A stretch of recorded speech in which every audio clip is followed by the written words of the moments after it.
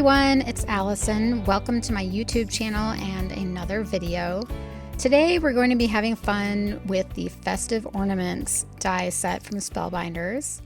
And this is part of a blog hop, so stay tuned until the end where I will have details on that. This is the card that we're going to be making today, and I think it's a lot of fun. Who said ornaments can't be balloons, right? So let's take a look at the main die set that we're going to be using. This is the Festive Ornaments die set, and this is from a new collection. It actually came out last month in October, and it was designed by Nicole Spohr. So there's a lot of other sets that go along with this. I'll be showing another few sets tomorrow, so stay tuned for that. So I've already created 3 of these ornaments, and I'm showing you the pieces from this main set that I've used. Obviously, the circle is the base for everything. And for the ornament on the left, I used the little strings and the lights. There are 2 parts to the lights. There's the base and then the part that you cut out whatever color lights you want. For the Santa, there's a belt and then the buckle. So that's very easy. And for this one on the right, I just used some pattern paper and this little piece to cut that white part. And there's a lot of other dies that cut out pieces to make some really fun ornaments. All right, so I've already embossed this panel. This is the Tiny Dots embossing folder. And I had already put it on a white card base. Now you'll see how big this card base is. And what I love about Spellbinders embossing folders is that you can emboss really big panels. This is a 5x7 card. Now you can also maybe see where I added a little bit of ink onto this embossed panel. I kind of to make it look like clouds, but it's pretty subtle. So I'm just kind of starting to arrange things, and I have balloon strings. Now, when I make balloons out of anything that aren't meant to be balloons, I always go to this set, the color block balloons. And I use this die to make the strings. And then there's this little die that cuts out the little bottom of the balloon where you tie the balloon. So I cut 2 of those out, one in blue and one in red. I didn't bother for the balloon up top because you wouldn't see it. All right, here's the little inspiration for my card today. This is an adorable card I made last year. This is the surprise box and that adorable little dog. I gave this to my husband last year, and it's been sitting in my office ever since, just to make sure nothing ever happens to it because it's so cute. So you'll see the color inspiration comes from there, but also I am going to be using that box again. So this is the surprise box die set. And there's only 4 pieces to it. So you'll see I've cut out all my pieces. The box is going to be white, and the inside of the box is going to be the same red polka dot paper that I used for the box on the original card. By the way, this set is 50% off right now. There are tons of amazing Black Friday deals on the Spellbinders site right now. So definitely check those out if you're interested. So here you can see it's really easy to create this box. I'm just folding everything at the score lines. And, you know, that's the first thing you do. Now, before I actually assemble the box, I'm going to stamp some sentiments on it. This is the Santa Paws sentiment set. And I don't know if you can tell, but I have not even used this stamp set yet. And I think it might be retired from Spellbinders anyway. I have found it on some reseller sites, so I'll link those below. But you'll see how you can stamp little things on the side of the box, which is so cute. So here I've already stamped one sentiment on the left. Now I did create another one because I wasn't really happy with the first one. So this is the one we're going to go with, and you'll see that that's what the box is going to look like. And I think those stamps just really finish off that box. It's so cute. For a main sentiment, I'm going to use the Santa's Sippin sayings set. This is part of this collection from Nicole Spohr, and I'm going to use this big sentiment, which luckily fits onto this little piece. So I'm stamping it with black pigment ink. So now I am just finishing up adding these lights, and I really had wanted to just use 7 lights. So I was just kind of figuring out the placement of the other 2 ornaments so that you would see the 7 lights. And now that I have those down, I can glue this first balloon down. So this one is going straight onto the card panel. And the second one, I've used my thinnest foam tape. This is the Big Momma foam tape roll from Simon Says Stamp. So it's just going to lift it a little bit off of that second one. So there goes Santa.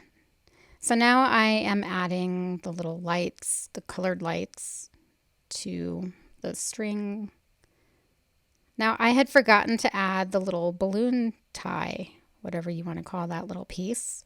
And I have foam tape right underneath where it goes. So I'm just going to snip part of it. So then I'll be able to still tuck that under.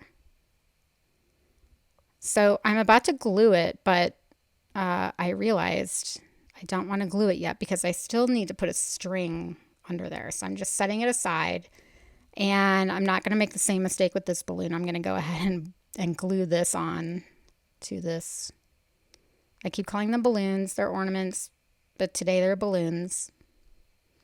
So now I can glue this sentiment layer onto this balloon. And okay, so now we're going to assemble the box, and I am using Scor-Tape. So on the back of the inner piece, I'm just putting 2 small pieces on each side. Now, I think there are several ways you could assemble this box. I could just adhere this red piece straight to the panel and then adhere the white on top of that. But I am going to adhere the white piece to this inner piece, just like so. Now, when you do that, you'll see it creates that dimension in the white piece. It pops out. So I'm just going to attach that. And now I'm just figuring out where I want it positioned. Now you could lift it off the panel even more by putting foam tape on the back of it. But I am not going to do that. And I also forgot to attach these pieces. So I'm going to just use some liquid glue to attach those. And it would have been easier to do it before I assembled it, but it's just as easy to do it now. All right, so I said you could put foam tape on the back of this, but I think it pops out enough without foam tape. So I am just using Scor-Tape. Now the back kind of lids to the box would look more dimensional if you used foam tape, but you'll see in the final design there's so much dimension already. All right, so now I'm trying to figure out where I want my balloon strings. And so the easiest thing for me was to temporarily tape it to my box. And then I'm going to glue the top of the string down. And that's going to help me, number one, get the balloon strings in place, but also, figure out where that third balloon needs to go. So this is the string that is invisibly attached to that Christmas light ornament or balloon. All right, and so now this third one, I have to glue the string down before I can then glue that little bottom of the balloon. I don't know what it's called. It's where you tie the balloon tie. All right, so I am going to end up snipping that just a little bit more so that I can fit it under there the way that I want. And so now I can just glue that down. So none of these balloon strings are glued down at the bottom yet. And so there's one that's too long, so I'm just going to snip it. All right, so for the third balloon, I'm using my thickest foam tape. This is actually little foam squares that I got from a Spellbinders card kit. They often include these foam squares in their kits. I think it was the Make It Merry kit, probably from this Christmas earlier in the season. All right, so there's part of this third balloon that overlaps that bottom balloon. So now I'm just putting some thin foam tape on top of that. And now I think that this balloon has the perfect amount of support. And look how cute that already looks. All right, so to decorate this even more, I have tissue paper. And I am first going to put a little piece behind the strings because I want it to look like the strings are coming out of the middle of the box. So I have this little piece of tissue paper, and when I'm happy with it, I'm going to cut off any excess at the bottom, and then I'm just going to glue it. And it's not going to be pretty underneath, but you know, whoever looks underneath this card, I don't know. I don't know why you would do that, but they're going to get a surprise, that's for sure. All right, so now I have this little piece that I put in front, and now I'm stuffing this basket filler stuff in there. And there's the final card. I think it's so cute. I'm really happy with how it turned out. And so I did mention at the beginning that this is part of a blog hop. So if you are watching this video before November 20th, 2023, make sure to head over to my blog. I will have information on the blog hop where you can win a $25 gift card to Spellbinders.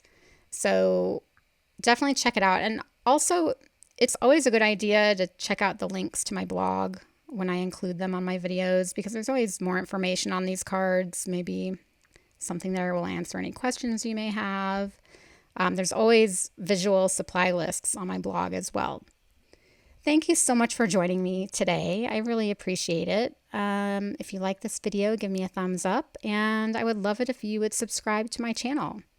Take care, and I will see you next time. Bye-bye.